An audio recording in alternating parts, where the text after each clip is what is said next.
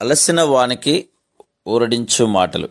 సహోదరుడు భక్తి సింగ్ గారి పరిచర్య నుండి సేకరించిన అనుదిన ధ్యానములు. మార్చి 30.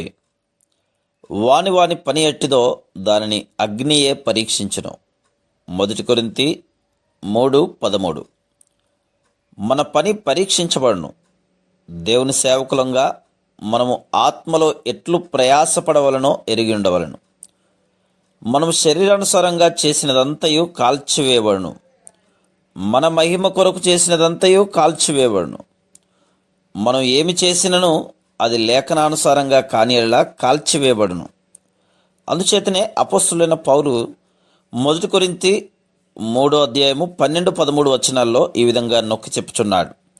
ఎవడైనను ఈ పునాది మీద బంగారము, వెండి, వెలగల రాళ్ళు, కర్ర, గడ్డి, కొయ్యకాలు మొదలైన వాటితో కట్టినేలా వాని వాని పని కనబడును. ఆ దినము దానిని తేటపరచును. అది అగ్ని చేత బయలుపరచబడును. మరియు వాని వాని పని ఎట్టిదో దానిని అగ్నియే పరీక్షించును. ఎబ్రీలకు రాసిన పత్రిక 12:27-28 కూడా అదే తలంపు కనబడుతుంది. బొత్తిగా తీసివేయబడును మరియు చలింప చేయబడును అని దేవుడు పండ్ల చెట్టును గురించి చెప్పినట్లు చెప్తున్నాడు. దేవుడు ప్రతిదానిని చలింపజేయును. ఆకాశములు, నక్షత్రములు కూడా తొలగించి వేయబడును.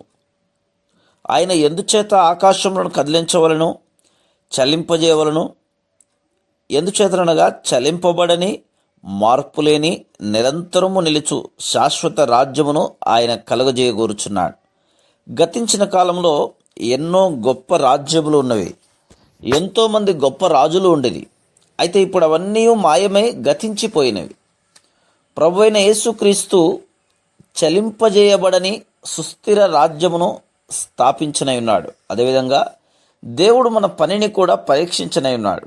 ఏదైతే నిత్యత్వమునకు తగినది కాదో అదంతయు తృణీకరించబడును.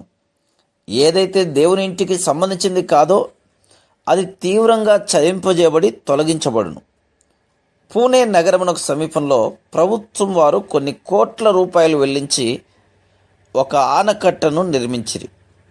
అది భూమి మీద నిర్మించబడుచే దానిని ఉపయోగించక మునుపు కనీసం 6 నెలలైనను అది గట్టిపడు వరకు వేచి ఉండవలను. నిర్ణయించబడిన సమయం కాకమునిపే అది బలముగా గట్టిగానున్నదన్న అభిప్రాయంతో నీటిపారుదల కొరకు దానిని ఉపయోగించుటకు ఆరంభించిరి.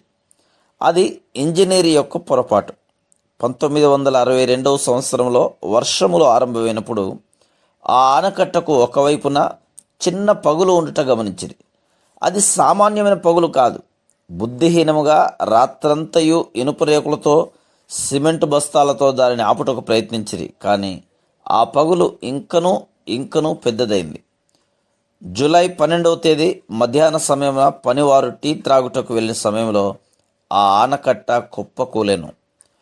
ఒక్కసారి ఊహించండి. 30 అడుగుల ఎత్తైన గోడ లోపల నీరు గంటకు 47 మైళ్ళ వేగంతో ప్రవహించుచుండెను. బరువైన రాతి స్తంభములు గడ్డి వలె కొట్టుకొని పోయినవి. ఆ పెద్ద వరదలో ఎంతమంది మరణించిరో, ఎంతమంది కొట్టుకొని పోయిరో తెలియదు. ఇది కేవలం కొంతమంది ఇంజనీర్ల నిర్లక్ష్యము, అశ్రద్ధ వలనే జరిగింది. దేవుని సేవకులు తప్పిపోయిన దేవుని పనికి నష్టం కలుగును. కనుక ఆ ఫలితము చాలా తీవ్రమైనదిగా ఉండును.